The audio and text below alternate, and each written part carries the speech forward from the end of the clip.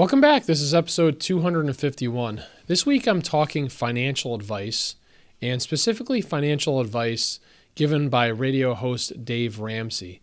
Now, Dave Ramsey has helped a lot of people with his radio show, but he also has had some controversial opinions. And I'd like to discuss what I think are 6 of his most controversial opinions and what my thoughts are on those, as well as what other financial planners think. Last week, I reached the milestone of episode 250, and I want to thank all of my loyal listeners for continuing to support me. But I want to remind you that you can download a free copy of my electronic book, Fiduciary, How to Find, Hire, and Establish an Aligned and Trusted Partnership with a Fee-Only Advisor. It's free. If you head over to retirewithryan.com, you can put in your email address and you can download a free copy of my book. And this book is great if you're looking to hire your first financial advisor, or maybe you're wondering if the financial advisor you're working with truly has your best interest, or if you're looking to get some more guidance on investing, retirement planning, and financial planning. I share all of that information in my book. If you want to buy a physical copy, you can find it on Amazon or heading over to retirewithryan.com, or you can also download a free copy as well. So if you're not familiar with Dave Ramsey, he's an American radio personality and host of the Dave Ramsey Show, which I believe is a weekly show where he gives financial advice and answers caller questions, caller emails on finance. And he's also the owner of Ramsey Solutions, where he offers books and courses to help people with their finance. Now, I bought his book a number of years ago. I actually found it. Here's a copy of one of his books, The Total Money Makeover. And I heard him on the radio probably 15 years ago one evening, and I bought a copy of his book. And he's definitely done a lot. He has a lot of good ideas.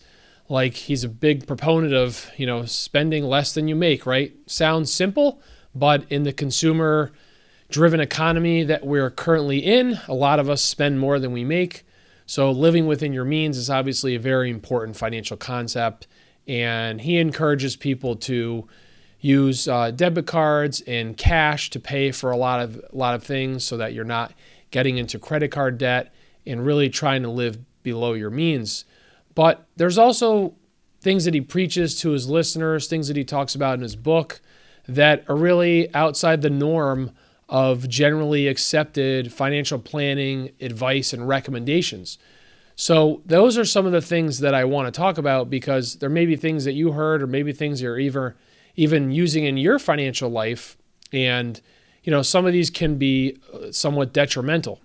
So the first is, how much can you withdraw of your retirement portfolio? So you've got a nest egg, you retire. How much of that can you be spending every year? Well, Dave Ramsey recommends that you can take out 8% of your portfolio per year.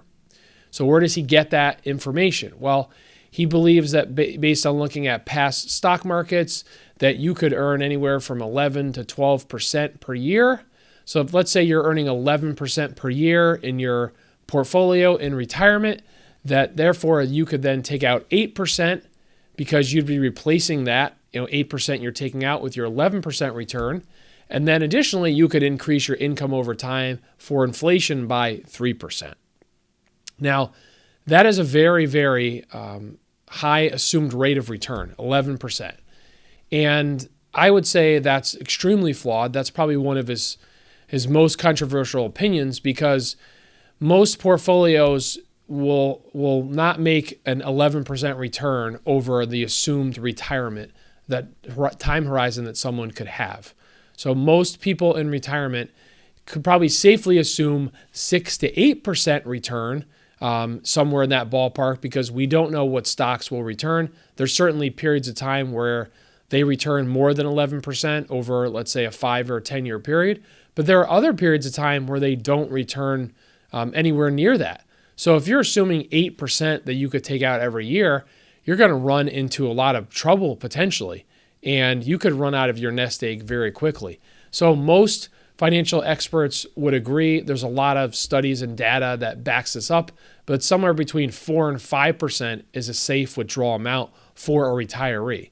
That 8% withdrawal rate also assumes that all of your money is probably invested in stocks or stock funds.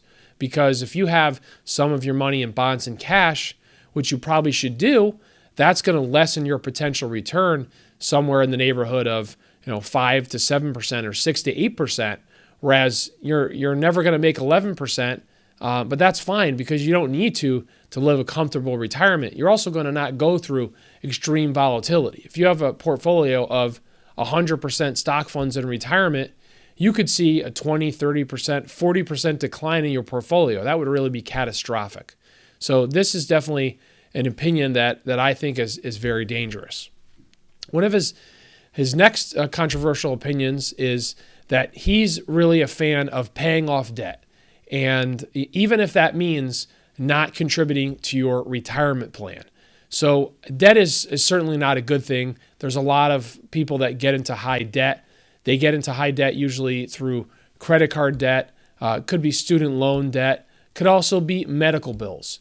So he's a proponent of getting your debt paid off as soon as possible, which I think could make sense in certain cases. If you have high debt that's, let's say, 7, 8% or higher, then you probably want to work out a plan to pay that down quickly.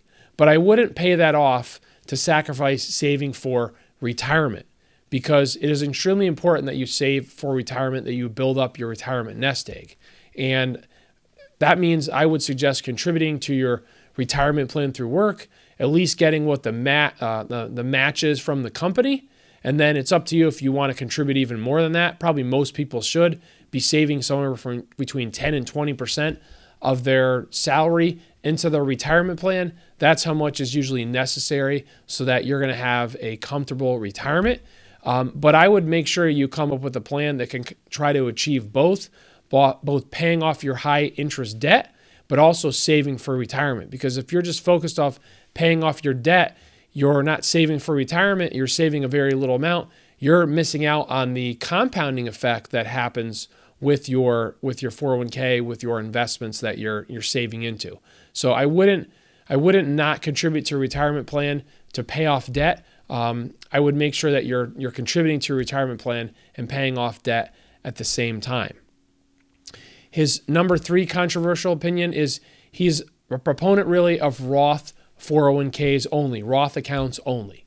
Now, I'm definitely a believer that Roth accounts are great. So if you're not familiar, a Roth 401k, a Roth IRA is money that you pay tax on, and then it goes into the retirement account. So because you already paid tax on it, you don't have to pay tax on the money when it comes out, which means that this is tax-free income to you in retirement or when you take it out. And that sounds great. The problem is that for a lot of people that are saving for retirement, especially people in their 50s and 60s, you're probably at your peak earnings capacity, meaning you're earning the most amount of money you and your spouse has ever earned.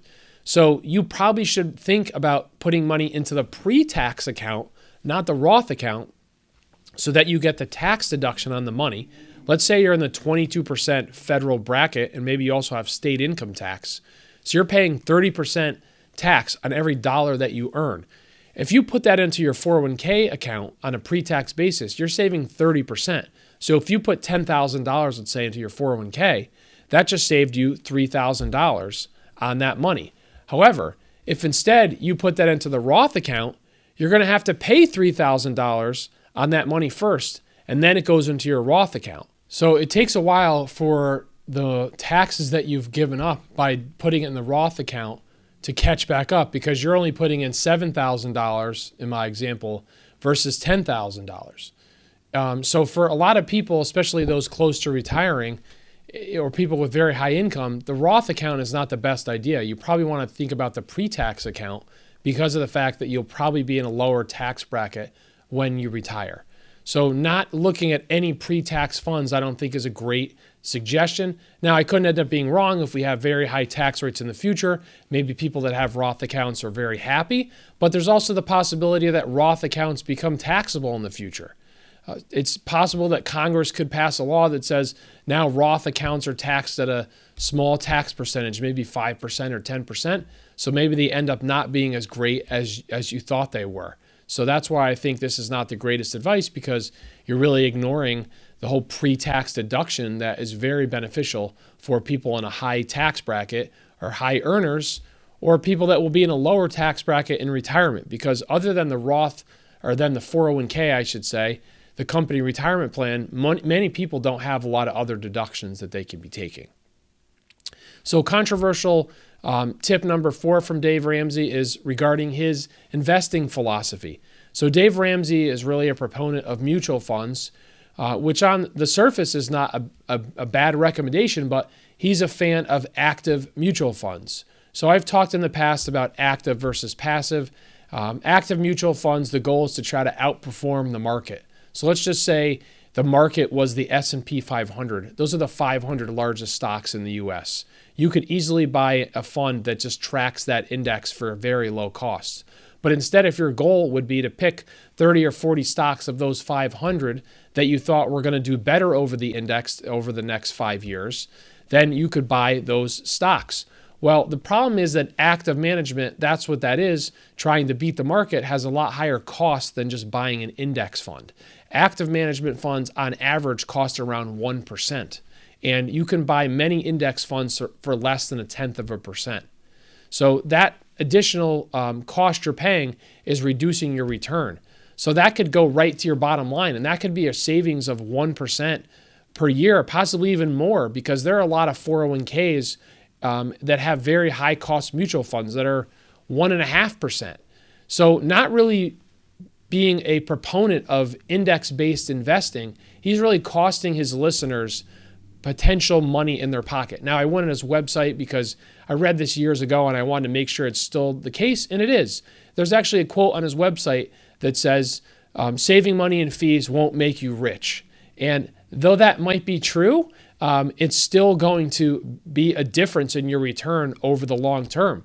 And that's also assuming that active management just underperforms the market by the fees that it's charging. It could do worse than that. Active management could do a very bad job in the sense that they could pick bad stocks, bad investments that underperform the market even more than that. So that's not a great thing. I don't understand why this is part of his philosophy. He also talks about commissions, how paying front-end loads on mutual funds could make sense. So the way that you used to buy mutual funds years ago was that you would have to pay up to a 5.75% charge up front to buy the mutual fund. Now, the benefit to you as the investor is that you would buy a mutual fund that had a lower ongoing expense ratio, a lower ongoing annual cost that you would pay. So over time, it would be better to pay that upfront charge. Well, years ago, many mutual fund companies started offering no-load shares, which you don't have to pay any cost for, and it has a lower expense than load shares. And also many big brokerage houses like Fidelity, Charles Schwab, Vanguard offer you a ton of no-load funds with no commission.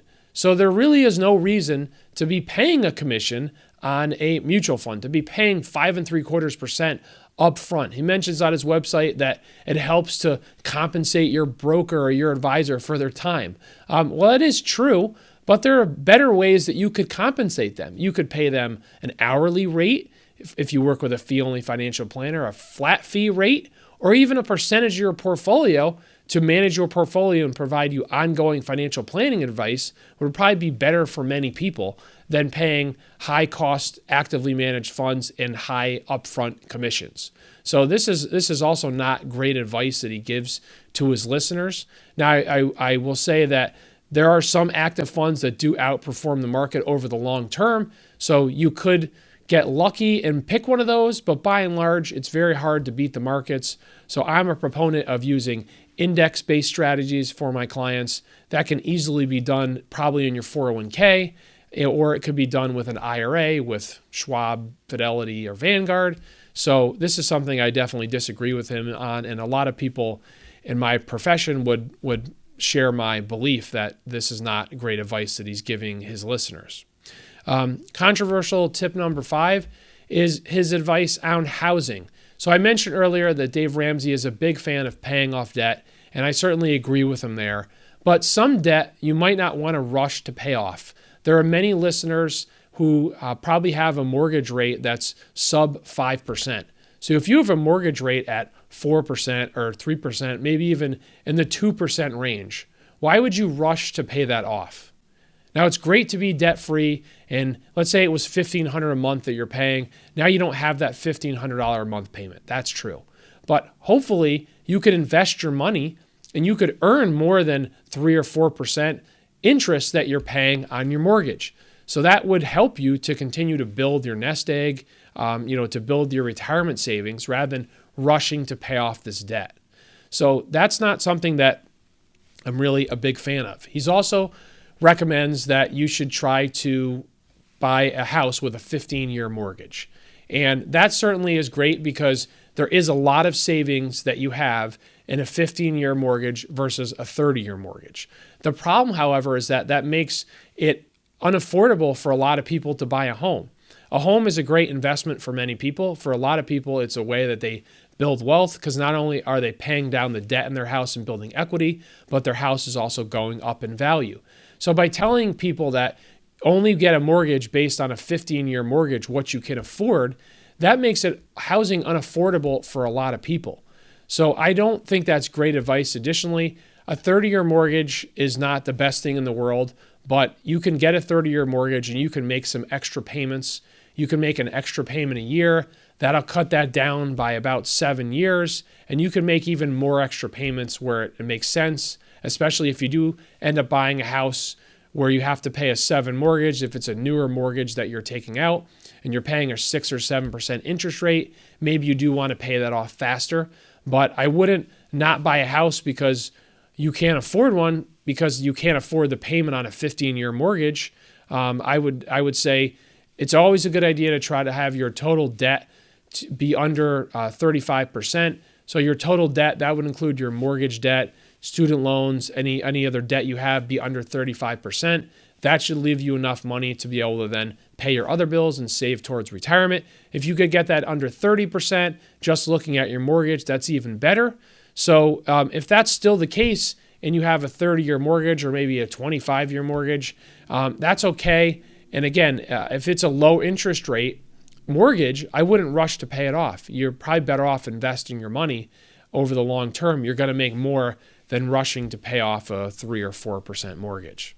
So his last controversial tip is that he only advocates you using cash or a debit card to pay for things. Now, for some people, this can be the right move. If you have a problem with spending, if you tend to, swipe your credit card all the time and you don't have a budget and you're overspending, you're spending more than you're making, you're putting yourself into debt or just not saving what you should for retirement, then by all means, using the Dave Ramsey system, which would be you break your money into buckets or envelopes. The envelope system, he calls it too, where you have your money for your groceries in one bill, then your other essential bills in another envelope, and then your fun money, discretionary money in another envelope. That is certainly a way that you can go, and it makes it really easy for you to manage your budget, because let's just say you allocated $600 a month for your discretionary expenses, going out to dinner, going to the movies, doing fun things, and you have that in an envelope every month, and you end up spending the money, and there's no more money left. Well, that's it. The fun's over for the month. You got to wait to the next month until you replenish that envelope. So that does definitely have its merits. But if you're somebody who is very good at managing your budget, you're not an overspender, I think credit cards can be a wonderful tool. Why? Because you get points on credit cards. You can make up to 2%, maybe even more, on just standard credit card with basic points. So you could get 2% cash back. If, let's say, you spend $50,000 a year on your credit card, you're getting $1,000 bonus to you. So if that's not doing any damage to you, if you're somebody who's okay doing that, you're not going to overspend by using a credit card, by all means, then think about using a credit card for the points. There's even more elaborate travel rewards that you can get. You can pay for flights, hotels, things like that. So I don't think that's a great statement for everyone. Obviously, the credit card industry is not your friend. They're not out to help you. They're out to have you use your credit card as much as possible because they're getting credit card processing fees every time you use your card. Additionally, if you carry a high balance, they're charging you interest, probably 10, 15, 20% interest. So that isn't great. So definitely you want to come up with a plan to eliminate that high interest debt if that's credit card debt. However, I don't think that means that once you've got that eliminated, you want to not use credit cards and you want to just go to all cash and all debit type system. But definitely up to you. But I think by limiting that credit card availability or telling all his listeners don't use credit cards, you're causing some listeners to miss out on some benefits they could be getting from using their credit cards. So that's my review of Dave Ramsey's financial tips to his listeners and in his books and other materials. My thoughts on where I think he could do better with giving that advice to his listeners. And if you have a comment on this, I'd love to hear from you. Or if you have a listener question, you can leave me that as well. And you can propose a listener question or a potential episode suggestion, a topic for a future episode by heading over to retirewithryan.com and clicking on Ask a Question. Hope that you have a great week, and I look forward to talking with you next Tuesday. Take care.